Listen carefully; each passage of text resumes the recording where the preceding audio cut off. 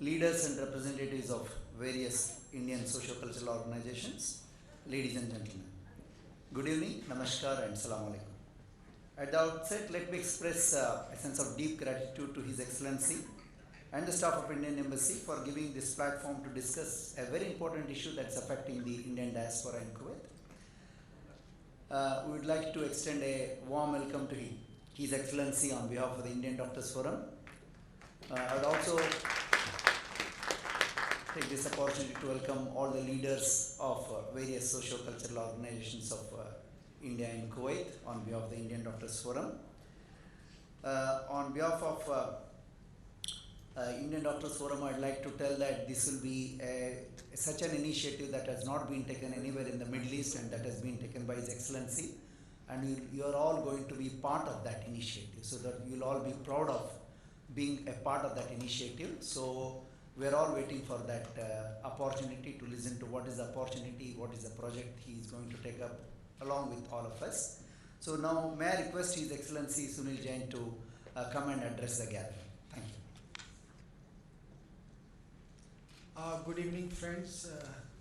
Thank you for your presence here. First, I would like to thank our Doctors Forum, Dr. Suresh, Dr. Grover, Dr. Warrior, Dr. Dhawan to be here. Let me tell you how this thought came to us. We have been analyzing this year the life expectancy of Indians in this country, how many peoples. We found that we had some 416 deaths this year, and 177 of them died of heart attack. That is about 42.5% deaths. We also found that life expectancy of the people who died in this Kuwait was barely 45 years. And there are a lot of people dying at very young age, and that was a shocking revelation to all of us. Then I had discussed with Dr. Grover,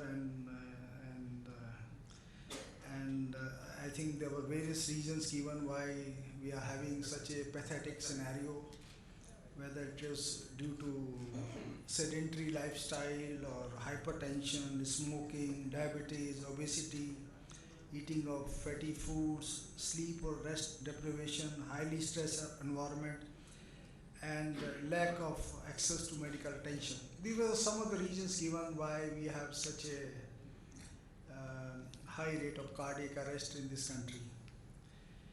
And I think so the thought came that why don't we have some kind of a interactive session where we have resources within our community who know the issues, who can enlighten us, and our community can benefit. And I've been fond of saying one thing, that when you go to buy a lottery, you think you're the one who's going to get the lottery. And when the heart attack strikes, you think it will not happen to you, happen to all others. Now, actually, reverse is true. Lottery, you may never get it, and heart attack, maybe you. So the objective of this session is that at least we are, in a sense, better prepared. There is some sense of awareness why this happens, and there are no better people to tell us is our own doctors who are expert in the field, who can tell us why this happens to us, what are the early signals, if you or your family history or whatever, and if something, and how you can monitor it if you are susceptible, and if this happens, what you should do. I think these few words, I want to thank all of you to be here, and let us listen from our experts what they have to say. Thank you very much. Thank you, His Excellency, for this kind introduction and explanation of the project that is coming up. So to just elaborate the statistics he has mentioned, one thing is glaring, that most of the deaths occurred among people who are on visa number 18 and 20, who are in the lower rung of society. Unfortunately, these people do not belong to any of the socio-cultural organizations, because these socio-cultural organizations have higher strata of income. So when His Excellency explained to the situation to us and asked us to come up with some strategy, we said the first step would be to arrange a meeting like this with the leaders of various Indian socio-cultural organizations. So what we are going to do is the experts will talk to you about this. But this is not going to stop it. We want to take it to the community that is affected, that is the people of lower social strata income or those who are not in the purview of any socio-cultural organization. So how do we go about it? So we have two objectives. One objective is, the first objective is raise awareness about the early signs of attack of heart disease. Why is that important? Even in states, 47% of the deaths due to heart attacks occur before they reach the hospital. So even in a very well developed nation. So we can see that people, they think that there is some burning sensation, it's nothing due to heart. So they don't come seek help. So that seeking help they will seek help only if they know that this is due to heart attack. So that awareness has to be taken to the community. That's our first objective. The second objective is we want to identify people who are at risk of heart disease, like people who are hypertensive, means those who have blood pressure, those who are smokers, those who have cholesterol, those who have diabetes, and some other risk factors like obese and things like that. So this, when we identify this through your help, you are going to play a big role in that. Then we are going to address those people as to how they can modify the way of life to reduce the risk of heart attack coming to them. So that's how we want to do. So how do we achieve these objectives? These objectives we want to achieve through few measures, simple measures. The first one was to arrange this meeting so that we meet the leaders and representatives of all organizations. Now we request you that you arrange meetings of not only your members but people of low socioeconomic area, where if you can do that. For example, the Kerala Muslim Education Society tomorrow is arranging a huge camp of around 1,500 people who are mostly of lower category of social strata. So in that way, if you can arrange meetings of those people in labor camps or wherever in your organizations, you can arrange. We, Indian Doctors Forum, is ready to provide speakers in vernacular language. If it is a Malayali population, a Malayali doctor will come and speak in Malayali. If it is a Telugu, will come in Telugu. Hindi, you will come and speak in Hindi. So what we want to tell is, we want to tell the people that these are the early signs of heart attack. So please, when it occurs, please come and seek help. Number two, who are at risk, we will tell them, if you are at risk, please try to alter your lifestyle and reduce the risk of heart attack. And then we can expand as and how you cooperate. And if we falter anyway, we will think that we have learnt a lesson and we will try to improve upon that. So I think you will all be ready to pitch in, and under the leadership of His Excellency, we will form such a program in the Middle East that will be unique and that will be the first of its kind. You will all be proud to be part of that. So without taking much time, I request the President of Indian Doctors Forum, Dr. Grover. By the way, I am Dr. Vivek Wane, I am Vice President of Indian Doctors Forum. I request Dr. Vinod Grover to introduce the speakers, and the speakers are going to talk about the heart attacks, then you will try to expand that to the larger community. Thank you very much. His Excellency Mr. Sunil Jain, Ambassador of India to Kuwait, Office Bearers of different social culture societies, dear friends, good evening. The heart disease is complex cause of death among the Indians living in Kuwait, and that too at a young age of about 45, while the life expectancy in India is over 60 years. Full credit for noticing these facts and taking action goes to His Excellency Mr. Sunil Jain. Although the data available are not complete, but two facts are quite obvious. Dying at a younger age group, and most deaths are due to heart attack. Let me introduce you to our speakers tonight, who will enlighten you more on this problem. I feel proud and privileged to introduce our first speaker, Dr. C.G. Suresh, who is a senior consultant cardiologist at Mubarak Hospital, Ministry of Health, and lecturer at Faculty of Medicine, Kuwait. He had his MBBS and MD from India and trained in cardiology at University of Manchester, UK. He was conferred the fellowship by Royal College of Physicians in London in 2000. He is an examiner of MBBS, MD, and MRCP, UK, in Kuwait and India. He is one of the best cardiologists in Kuwait and honored, respected, and loved in the community. Second speaker tonight is Dr. Vinod Warrior, a young, energetic physician. He did his MBBS MD from Calicut and fellowship in diabetology from Mount Diabetic Center, Chennai. He is junior consultant in Palakkad. At present, he is working in Mubarak Hospital. We will have two sessions, two lectures by these two speakers, and after that we have question and answer sessions. We'll follow with them. Thank you. Mr. Sunil Jain and respected office bearers of other social cultural organizations. Indeed, the first topic which I am discussing is heart attack. Why should we Indians worry too much? India recently has seen many weeping hearts. We are proud of our glorious past. We are proud of our present administration, and we are proud of our future projections also. See, we have reached the Mars, and Mera Bharat Mahan Hi Hai. And we are the proud children of our beloved Mother India. With all reverence, with all salutations to my Mother India, I would like to add, Sari Jahan se acha Hindustan hamara. Sari Jahan se oocha, but diabetes hamara. And Sari Jahan se oocha, heart disease bhi hamara. This is a startling fact. You can see that this slide, apart from the green, comes the incidence of the heart disease among the Indian population. Be it from Kerala to Delhi, be it among the vegetarians and non-vegetarians, and be it even among the immigrants, the heart disease is higher incidence. This is the green one denotes the incidence of the heart disease in US population, total US population, where the rest among the Indians. See, a starking difference. Next. These are some scary facts. We as Indians are at 2 to 6 folds risk, higher risk than any person of any other ethnicity. And same is true for all immigrant Indians also. Same is true for all Indian immigrants also. Even in vegetarians, the coronary artery disease is higher among Indians. Now the most important, when a or a British person suffer from heart disease at the age of 50s, and Indian heart disease is very severe. It strikes early, it strikes hard, it strikes almost anyone without any gender bias. And the conventional risk factors cannot simply explain why the heart disease is occurring in such a high magnitude among the Indians.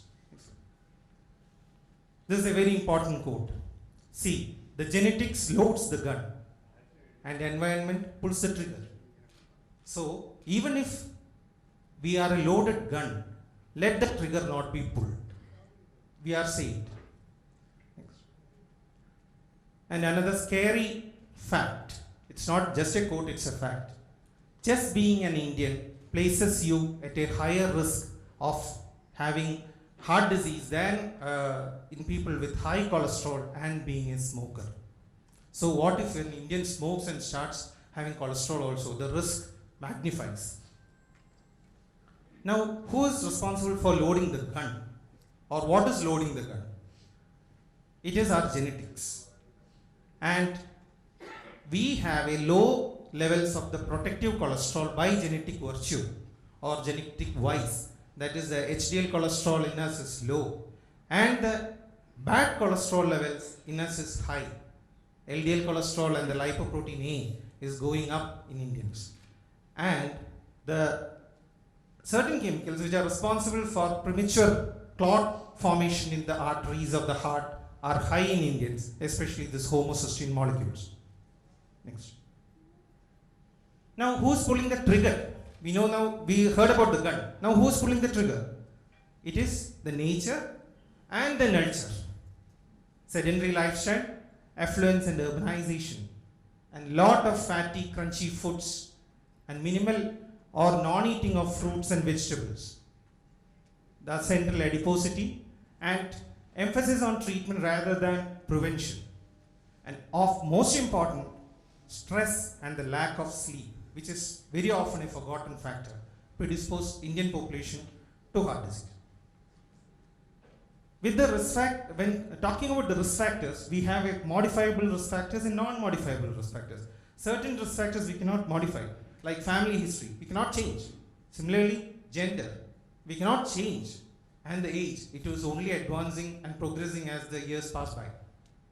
But see, lipid levels, smoking, hypertension, diabetes, obesity, faulty diet and lack of exercise, we can certainly modify them for a better outcome. I will say dushta chadushtaya. There is a 4 evil pillars of the heart attack risk: cholesterol, hypertension, diabetes, smoking, all predisposed to heart attack. That is the most important. And with the family history, if you have a brother or father with a heart disease less than at the age of 55 years, or a mother or a sister less than 65 years, you stay 25% chance of developing heart disease. But if father and mother are having heart disease, your chances are 50%. Next slide. Regarding, this is an important concept which has emerged over the last decade. It is metabolic syndrome. Worldwide, the incidence is 17 to 25%. But the Indian blood, it carries 30% risk. We can see, if you have any of these 4, like abdominal obesity, lipid abnormality, blood pressure, or fasting glucose, any 3 of the 4, you are denoted as a person with metabolic syndrome. And of course, we share our pressure in our fat, in our tummy. I am afraid we are going in a wrong direction in the way of evolution. Our children, usually, it is statistic shows 2.5 hours of watching TV, taking this 1020 calories of burgers, and it predisposes them to obesity also. See, some of us even walk the dog like this. See, a startling fact: if fat preteens have a blood vessel of a middle-aged smoker, really, it's very important to know and have that concepts. And obesity can predispose to heart attack, hypertension, diabetes, high cholesterol, and multitude of other problems. But very many Indians may not fall under the obese category per se. They may have only abdominal obesity. Normally, all over the world, an obese person, if the body mass index is more than 30. But Indian statistics and in ICMR has given a lower reference range for us, that is body mass index more than 25 is obesity and less than 23 is a normal. Next. Then how to reduce this incidence of obesity? Limit your TV time, do a regular exercise, at least take 5 daily servings of fresh raw fruits, and avoid ordering from the fast food chains. Some dietary strategies. We need energy, definitely. We need energy, and the carbohydrates are the principal source of energy. And it is recommended that we take whole grains, barley oats, which is having a low glycemic index. And roti is definitely a healthy option versus the processed white rice. The proteins, the plant proteins and the plant sources are definitely better, which include soy and tofu. And white meat is, if the non-vegetarian diet is a must, go for a white meat, avoid red meat at any cost. Red meat like beef. Fats are also an essential part of our food habit. As far as possible, try to take polyunsaturated fatty acids. Avoid trans fatty acid and monosaturated fatty acids like palm oil, dalda, then ghee. Nuts and fresh fish are excellent source of this polyunsaturated fatty acids. And again, don't reuse the cooking oil. This is unfortunately a common practice in India and among Indians. This is a DASH pyramid. DASH pyramid denotes dietary approach to stop hypertension. On the base of the pyramid, you can see vegetables and fruits, which should be the principal food in our diet. And on the top, the sweet. It should be the least preferred food in the diet. Roti, dal, and vegetables, good source, good meal plan. And not so healthy meal plan. It's not so good. And how to tackle the lipids. where people know that there are various types of lipids, right? They are either classified into bad cholesterol or a good cholesterol. The bad cholesterol is the LDL and the triglyceride, and their levels are like 100 milligram per deciliter, preferably best if it is less than 80, and triglyceride goal is less than 150. HDL, which is the good cholesterol, it should be more than 40 in men and more than 50 in women. Next. And regarding physical activity, at least 30 minutes of moderate activity are recommended daily. Physical activity lowers the blood pressure, it lowers the diabetes, it increases the good cholesterol in the body. It helps to weight loss, and it's a very good stress reliever. These are the various examples of the moderate physical intensity exercise, like walking at 4 kilometers for at least 30 minutes, or jogging 1.5 kilometers in 15 minutes. It makes, the exercise makes us physically strong and mentally fit, like our little master. Blood pressure is otherwise the silent killer. It is recommended to keep a blood pressure at 120 millimeter mercury systolic and 80 millimeter mercury diastolic. How we can do that? By reducing weight, by decreasing the salt consumption, and by limiting the alcohol consumption, we can reduce the blood pressure. A reduction of blood pressure to the target levels decreases the heart disease risk by 1/4. These are some of the values for the optimal blood sugars. Fasting blood sugar should be kept less than 100. Postprandial should be kept less than 160. And HbA1c, which is the 3-month average, it should be less than 6 and should be those less than 7 in those on treatment for diabetes. Next. Smoking. This is very prevalent in the population in India, expanding, and here it is prevalent. It is number one preventable risk, and 1/10 of the heart disease is due to smoking. Some people say, no, I take only 1 to 2 cigarettes per day. Even that is enough to ignite the cardiovascular disease petrol tank. And health benefits, it's important to understand one thing. The health benefits of quitting smoking begins the very next day or immediately as soon as we stop smoking. And the nicotine and the tar inside the cigarettes, in the cigarette smoke, clogs the blood vessels and causing total occlusion and coronary artery disease. Yes, smoking helps you to relax, but only in this manner. So this is the nutshell of the coronary artery disease risk factors in the Indians. As I mentioned, tobacco, hypertension, diabetes, triglycerides, cholesterol, and other risk factors, and certain other risk factors like homocysteine and lipoprotein A. Next. These are some of the novel important risk factors, like presence of albumin in the urine, and hsCRP, which is a marker of blood vessel inflammation, and homocysteine, another marker of, or another amino acid which accelerates clotting inside the blood vessel. Another important thing is lipoprotein A. It is a harmful lipid molecule which is associated with higher cardiovascular events. Erectile dysfunction, which is seldom told in public, people will not volunteer that, is also another risk factor or risk marker of ischemic heart disease. And there are some missing links, like if we have, some people say, my friend had a normal cholesterol but still he developed heart disease. Why? And he is not obese also.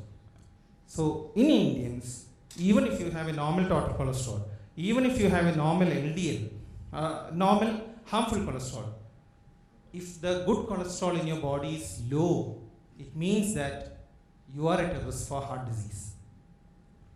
Associated abnormalities like high lipoprotein A, increased triglyceride, and elevated homocysteine are also the risk factor for the heart disease in Indians. What is this lipoprotein A? It is an LDL-like molecule. It is genetically predetermined, its values. Normal level should be less than 20. More